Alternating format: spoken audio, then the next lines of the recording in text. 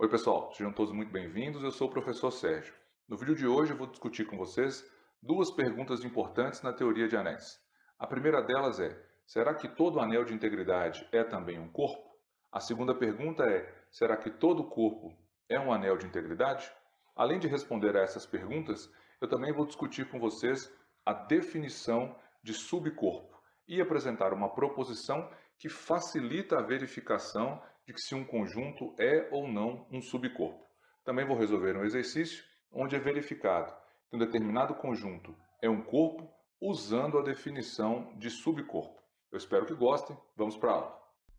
Na aula 18, nós estudamos que um corpo é qualquer anel comutativo com unidade, que eu representei aqui por K, em que todo elemento não nulo possuir inverso. Inverso aqui no sentido da operação multiplicativa do anel, tudo bem?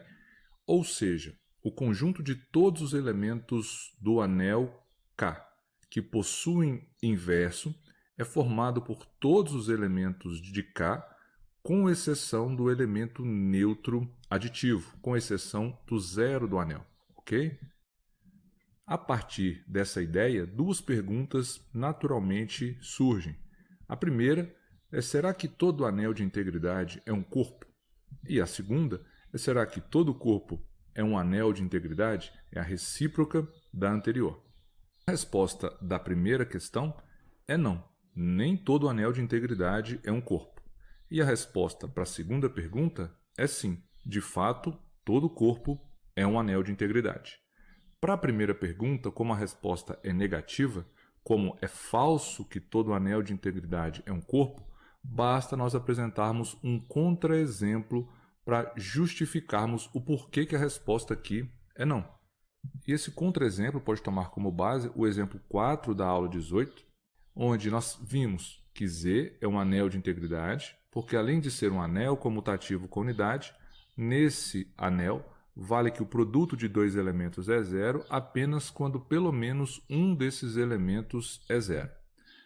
Porém, os únicos elementos do conjunto dos inteiros que possuem inverso, lembrando que aqui o inverso sempre será no sentido multiplicativo, são os números menos 1 e 1. São os únicos números inteiros que possuem inverso. O inverso do menos 1 é o próprio menos 1, porque menos 1 vezes menos 1 é 1, que é o elemento neutro da multiplicação, é a unidade. E o inverso de 1 é ele mesmo, porque 1 vezes 1 é 1. Ou seja, na prática nós podemos escrever que o conjunto U de Z é formado apenas por menos 1 e 1, porque o conjunto U de Z significa quais são os números inteiros lá do anel de integridade dos inteiros que possuem inverso. Esse conjunto é formado apenas por esses dois elementos. Percebam que o U de Z não satisfaz o U de Z quando o conjunto com aquelas operações é um corpo. Para ser um corpo, o conjunto U de Z teria que ser formado por todos os inteiros com exceção do zero, o que não é o que acontece aqui. Aqui nós temos apenas dois elementos que pertencem a esse conjunto. Então, o conjunto Z é um anel de integridade, mas não é um corpo, tá certo? E essa é a apresentação do contra-exemplo para deixar claro que nem todo anel é um corpo.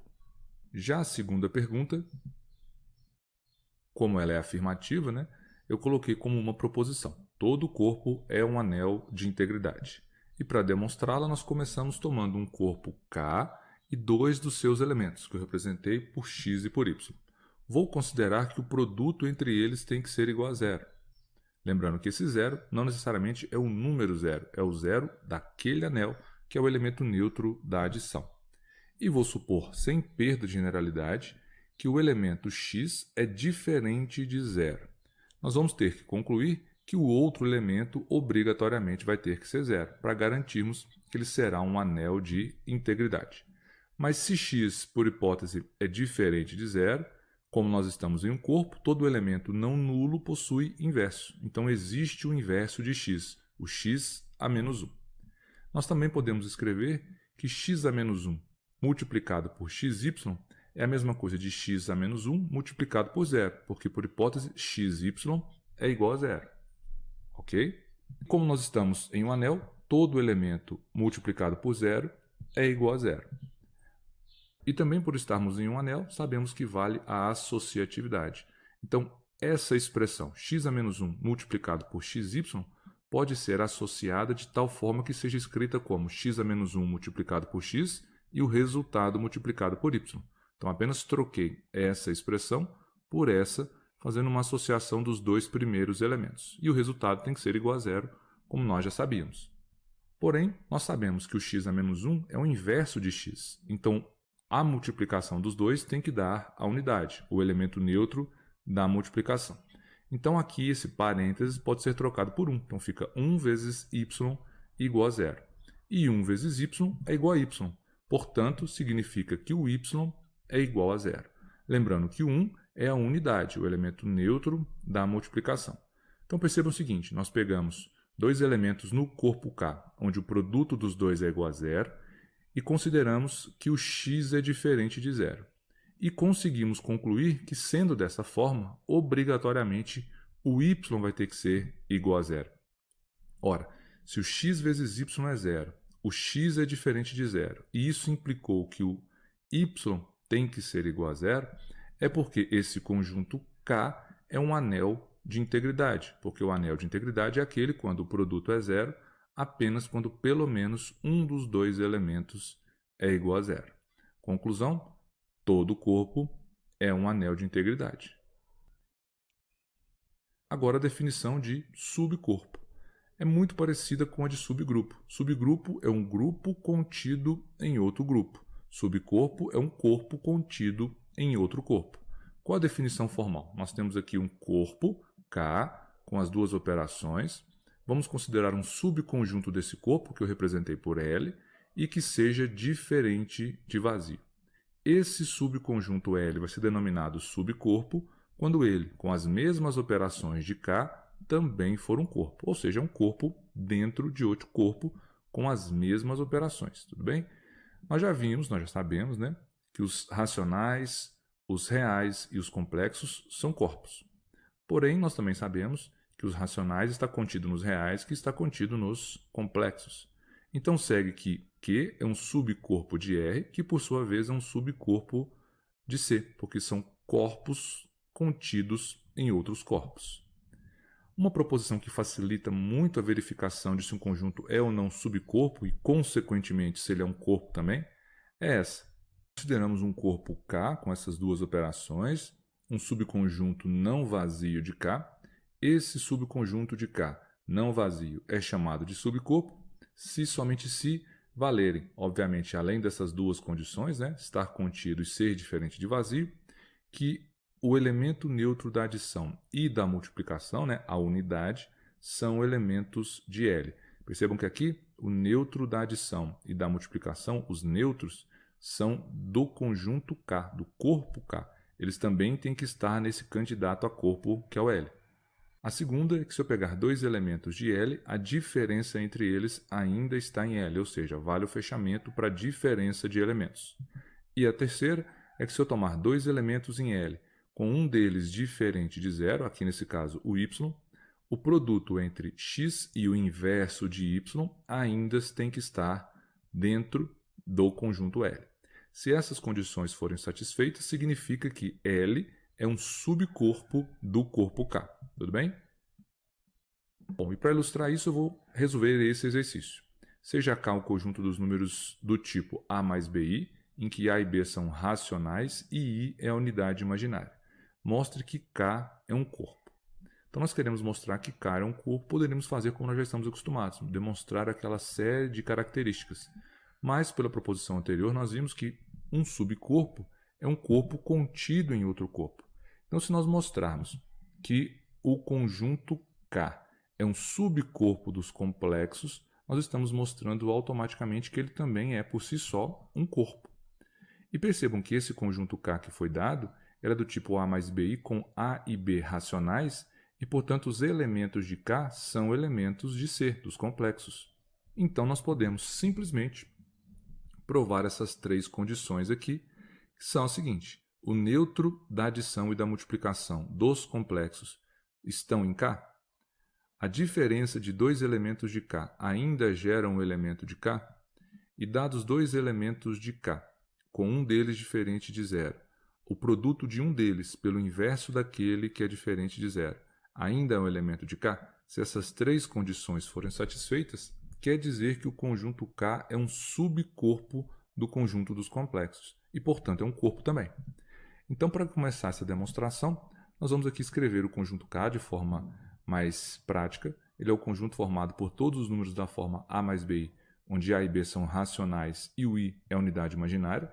Esse conjunto claramente está contido nos complexos. É por isso que tem sentido pensar em K como um subcorpo dos complexos, porque esse conjunto está contido no conjunto dos complexos.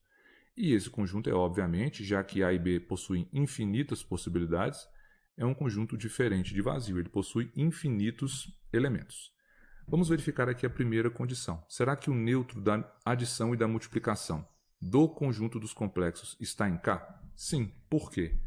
O elemento neutro da adição dos complexos é o zero, e o da multiplicação é o 1. O zero pode ser escrito como 0 mais 0i, e o 1 como 1 mais 0i. Esses dois elementos são elementos que estão em K. Por quê? Aqui 0 e 0 são números racionais. Aqui 1 e 0 também são números racionais. Então, o 0 e 1 podem ser escritos como números dos formatos aqui possíveis para os elementos do conjunto K. Então, tanto o 0 quanto o 1 são elementos do conjunto K. Primeira condição é satisfeita. Para verificarmos as outras duas, vamos tomar aqui dois elementos genéricos de K e, portanto, são escritos da forma A mais BI e C mais DI, com A, B, C e D racionais. A diferença entre eles é A mais BI menos C mais DI. Nós podemos aqui agrupar os elementos independentes, aqueles que não são acompanhados do I, e agrupar também aqueles que possuem I, colocando o I em evidência. Vamos obter esse resultado aqui. Percebam que como A e C e B e D são racionais, A menos C é com certeza racional e B menos D também é racional. Então, esse resultado tem o formato dos elementos de K.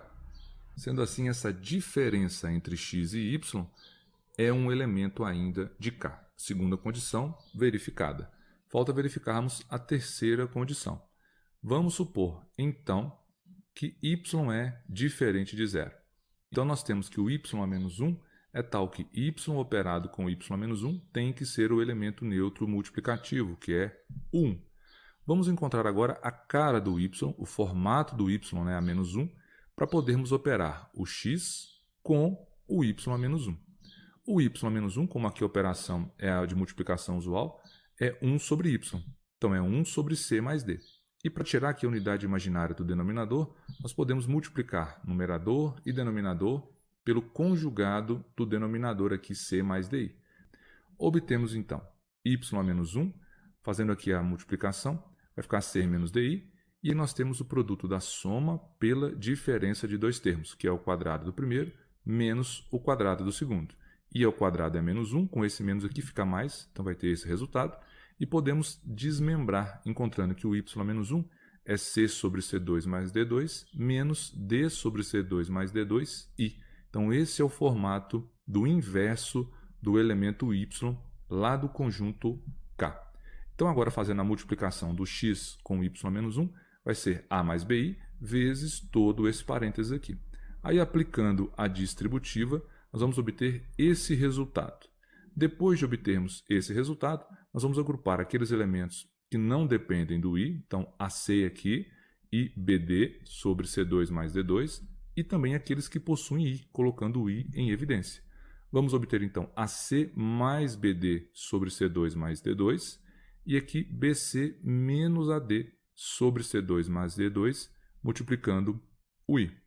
Aí observe o seguinte, como por hipótese C, A, B, C e D são números racionais, essa fração aqui obtida ainda será um número racional. E da mesma forma, essa outra aqui. Então, esses dois parênteses são números racionais. Então, x multiplicado por y menos 1 é, na realidade, um racional mais um outro racional multiplicado pelo i. Ou seja, ela possui o formato dos elementos que estão no conjunto K. Isto é, x multiplicado por y menos 1 ainda é um elemento de K, garantindo que a terceira condição também foi verificada. Então, nós provamos que esse conjunto K é um subcorpo do conjunto dos complexos. Ora, se ele é um subcorpo dos complexos, ele também é, por definição, um corpo. Então, K, com essas duas operações, ainda é um corpo. Essa demonstração fica encerrada. Espero que tenham gostado e aguardo vocês no próximo vídeo do canal.